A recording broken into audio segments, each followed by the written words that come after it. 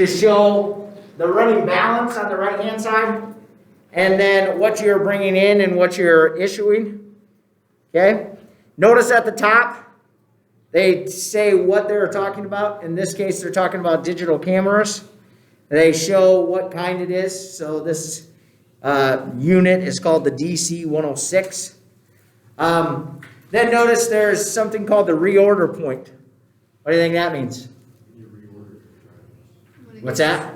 When it gets low, out of stock. Yeah, right? So you want, when you hit that spot, you want to make sure you reorder.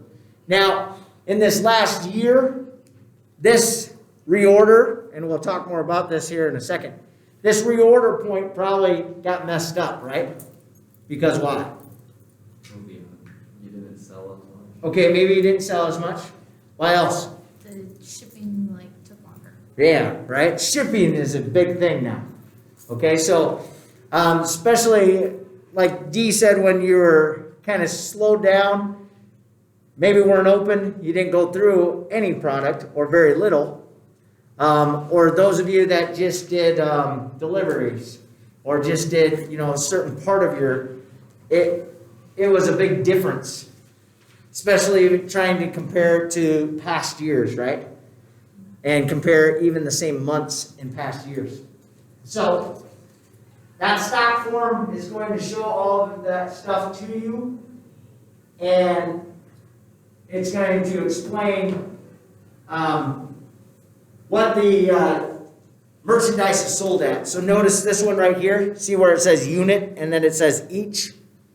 So unit could also be like in a case or, by the dozen or something like that. But each would mean that these cameras are sold basically separately. Okay? So reorder point, we already kind of said that. We want to make sure that when we hit that, we automatically call the supplier. Maybe it's just in your computer system. When you hit that, it automatically sends an email or something to that bigger company. Again, if Luke's our bigger company, right? We're all at that point where the message gets sent to Luke. Okay? Then you're not doing it maybe on a consistent basis, so you don't have to worry about it as much. That would be really nice, right? You're not checking that all the time. You're not having to go through those hours of counting. Okay?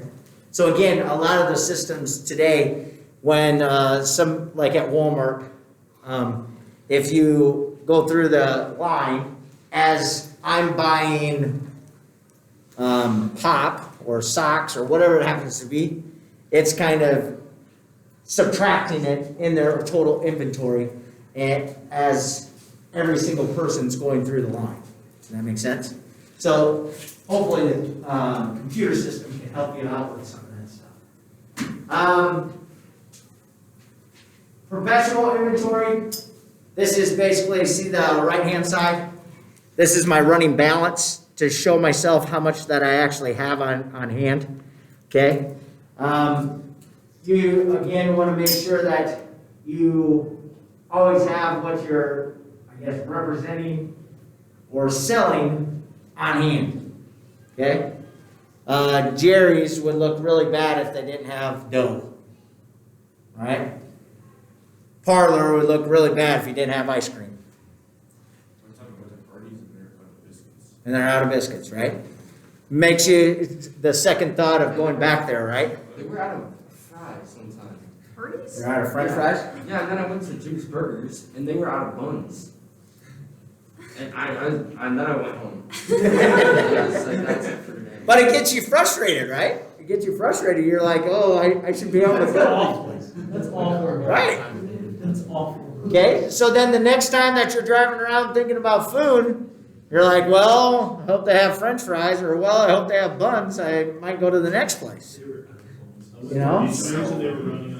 So where I used to work, we were big into wings and pizza. And on Wednesdays was our wing night. So you basically, whatever you ordered, you got at half price, right? So that was one day that we definitely needed to make sure that we had wings available. You know? Right. It's not a very good look for anybody, right? So make sure if you specialize in something, or you're running a special on it, right? Monday nights, if you have a wing special, you don't want to run out of wings. Tuesdays, if it's vanilla day, you don't want to run out of vanilla ice cream. Right? It makes you look bad. Okay? So then there's going to be people that are in charge of seeing what's coming in and what's going out. Make sure that that person looks at the little statements that are coming and going and understands how to take that inventory, and they would be responsible for that reorder point. All right, so make sure that would be somebody's job. All right. So then, when we talk about reorder point, we're talking about daily usage. How much do we go through in a particular time? Okay. How much is there a big change when it's a weekend? These guys sell more ice cream on the weekend? Depending on the weather. Depending on the weather, exactly right. So obviously we're going to have way more ice cream during the summer than we are probably during the winter. Maybe, maybe not, but I mean, we're going to have more. This is where if you're in business a long time, you could go back and consistently look at, okay, in January, this is what we did. In whatever, you know what I'm saying? What other times would you really not want to run out or overstock in a sense? What other times of the year? Winter. Okay, maybe the winter. Okay, yeah, holidays are huge, right? Biggest Wednesday night of our year was what? Any idea? March. What? 4th of July was okay. Wednesday, the biggest Wednesday. The biggest Wednesday. The Wednesday before Thanksgiving was our biggest night. Why? Walking Wednesday. Everybody is coming back home. College kids are back. People just came back. Where was your job at? Townhouse in Sioux City. Okay. So whatever we had usually, we ordered another 2,000 wings. Okay. Yeah, we would go through 5,000 to 7,000 wings on a Wednesday night. Yeah. How many people are working? How big was In the kitchen? Well, see, but like normally they would start making the wings in the morning and then we just kind of reheat them. I mean, we would put them back into the fryer again. but The initial, Oh, a half fry? yeah, So kind you of, cook them and then you fry them again? Right, Okay, that's right. not bad. So it was basically, we cooked them and then we would reheat them in an actual fryer. So it kind of sounds like we're kind of, but you can't tell the difference, honestly. And we had to do that just so, otherwise we couldn't keep up. Because then we had all of our other food at the same time, right? And it's a chore if you're doing chicken I'm so hungry now. and chicken wings. I know, but I was so hungry for wings. Let's Yeah. order. Can we get some? Alright, so my daily usage goes into lead time. What's lead time mean? This is what Tiff was talking about a little bit. Lead time would be the average number of days to get your product after you order it. Okay, so like right now, our lead times in general are probably what? Way, way slower, right? So you got to take that into consideration. So your process of ordering things is going to probably be a little outdated, meaning farther out. Okay, so you just got to make sure that your lead time is. Again, it looks bad if on Wings Wednesday we run out of wings. It looks bad if we're selling pizza and we don't have pizza. It looks bad if we're a French fry place and we don't have French fries. It was definitely bad last summer. We were out like half There was one time where we ran out of like vanilla and chocolate. Really? And we started selling like not Wells ice cream. Yeah. Yeah, we did. It was like we ran out of chocolate for the longest time, so we started Yeah. Yeah, it was like Blue Ribbon Shop. EVs or something. Oh. Could you tell the difference? Yeah, And then we yeah. started running, we were out in Cherry Nut the whole summer, and then we ran out of. Yeah, the Oh, old no, one. sure, now we just didn't have. We ran They out just of stopped making that. Candy for the longest time. Alright, so again, lead time, make sure that during holidays and weekends, you have your lead time extended also. Because a lot of times, over a holiday or over a weekend, those kind of companies that you're working with probably aren't delivering. Right? They're gonna shut down for Thanksgiving. They're gonna even shut down for Saturday and Sunday. Maybe, maybe not, but if they do come and service you on those days, what's probably gonna happen? They're gonna charge you more, right? They're gonna charge you more, okay? So just make sure that you understand that. Make sure that you understand weather. Weather's a big one, right? Our stores around here have to really take into consideration during the winter time. Because, you know, there could actually be roads that are closed, right? It's worse with the blizzard. We have to deliver everywhere. Right, It's bad. exactly. Yeah. Oh, it sucks. Landon, where you working? All of a sudden, you see Trey get into Jerry's car. Delivering in bad weather. We had 3 delivery vehicles out. Okay, so here's the question. Do they tip in that one? Yeah, It was pretty good. was it, is it better? Yeah. I would say it's probably better too, because those kind of people want that, and so they're gonna give it because you're essentially bringing it to them on times that don't. I'm not gonna lie to you, I didn't mind snowstorms when I was bartending. People still find a way to get to a bar. They do, okay? And they hunker down and they sit there for a long time and they eat and drink. You know, yeah. I can't drive home anyway, so I saw this TikTok of this guy that worked and he went back to Domino's, and it just showed the reaction of him so mad, he like knocked over like the pizza boxes. Because this guy that called him this order, well, the delivery guy went, but then he never opened his door, so then he left. But the guy called the store again and is like, well, I need you to come back. Well, they're like, you need to open your door, so he came back. Then he stood outside of his door knocking for like 5 minutes in the pouring rain. And this guy's music was so loud, and he finally opened the door, took the pizza, and slammed the door shut, and he didn't tip the guy. And he wasted like 45 minutes of his day, just on that one guy. we had people return pepperoni pizzas because they were greasy. Oh. I mean, it's pepperoni pizza, right? We had other people that would order, like, and then they wouldn't be ready to leave yet, you know, so they would take it back and set it back on like on the oven so it'd stay warm. Well, that's where we would put like extras too. So the kitchen guys like actually opened this guy's pizza and started eating it. And then he took it home and opened it up, and there's like, they would throw like the crust back in there and stuff.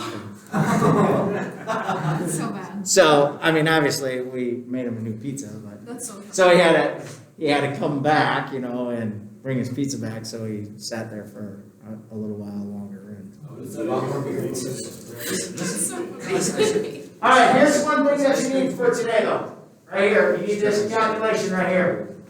So to know your reorder point, what it's going to be, you need your daily usage. So you would calculate how much you're going to go through per day times the lead time. So how long is it going to take for me to get it to my place? And then safety stock. What's safety stock? How much you Exactly what it sounds like, right? It's the stuff that we're going to have on hand that's extra in case we run into some of these other problems. It's over the weekend. It's, we have a mad rush. Maybe all of a sudden we have, again, I'm going back to the restaurant. We have a softball tournament that weekend, and you're not anticipating that crowd, okay? You know, you don't think about some of those things ahead of time, but those are some good things to kind of be shocked about. What was that good? I just thought of something. So turn to page 490. And we'll look at a couple examples and then you can have the rest of the time here. Letter A, a wholesaler's stock record for garage doors showed a balance of 38 doors on June 5th. The number of garage doors issued in June were 6, 28, and 8, And then 18 garage doors were received on June 16th. What was the stock record balance on June 30th? So this is just basically filling out one of those forms, right? But again, you kind of got to understand what they're saying by receiving and issued. So to me, you are issued means that you're selling somebody's garage door to them. And then you're receiving it from, again, like Luke's company. So again, Luke's the mega company, and we're getting our garage doors from him. So if you want to do the sheet, you can. Otherwise, you just have to do the math, right? So I'm going to start out with 38 and then add 6, 28, and 8, and then I would subtract 18. Okay? Which gives you. Grand total of 14. How would you subtract the 18? Because, sorry, did I say it the wrong way? No, yeah, I said it the wrong way. 38 is how many we had. We would have subtracted out 6, 28, and 8, and we would have added 18. Sorry. 18 or 60? Oh, okay. 18 on the 16th, So it's right? 14? So it's 14. So 38 is how many I had, right? So we had 38, and then when it says we issued them, we would subtract them out. So those three numbers we would have subtracted out, then we would have added 18 again at the end, for a grand total of 14, right? Are you okay with that? Letter B, a manufacturer showed a bicycle tire stock record balance to be 1,389 on April 1st. These tire sales were made. So they sold 417 tires, 874 tires. 900 more bicycle tires were produced on April 29th and added to the stock.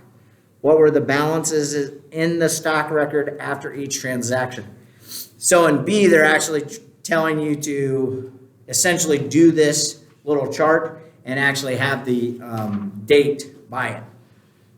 Okay, so again, we would have started out with 1,389, and then we would have subtracted 417 and got our total. Then we would have subtracted 874 and got a total, and then we would have added 900 back onto it. So the grand total at the very end would have been 998. Everybody good with that? Letter C over on the next page, 491. The Floor Care Place sells 90 floor polishers every 30 days. It takes 10 days lead time to replace floor polisher stock. Safety stock is 2. What is the reorder point? So remember now, when you're doing this, they ask for daily usage. So how much is my daily production? 90 divided by 30. So basically we're trying to sell 3 a day, right? So 3 times, what's my lead time? 10. 3 times 10 plus 2 gets me a grand total of 32. Make sense? D, a lamp manufacturer uses 8,280 of an electrical component every 45 days. The lead time for the component is 13 days and safety stock is 3 days usage. So this one you got to do a little calculating too. How do I find my daily usage? 8280 divided by 45. And so whatever that number is, I would take times 3 to find out what my safety stock is, right? Everybody good? So 8280 divided by 45 is my daily, so I take that times 13, and then whatever we had our daily times 3, we would add that on. So my grand total would have been 2,944. Kind of seems a little weird, but it's kind of an odd reordered number, I guess. But if you wanted to be exact and not have any extras, then that's what you would do. So again, the most important part of that formula up here is that you do it for the daily usage. Well, these are the. The daily usage.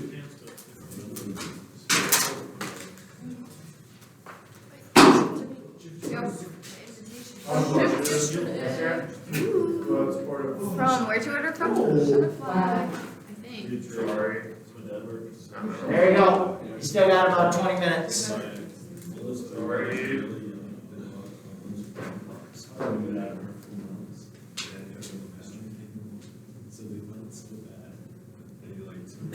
I'm just, I don't care.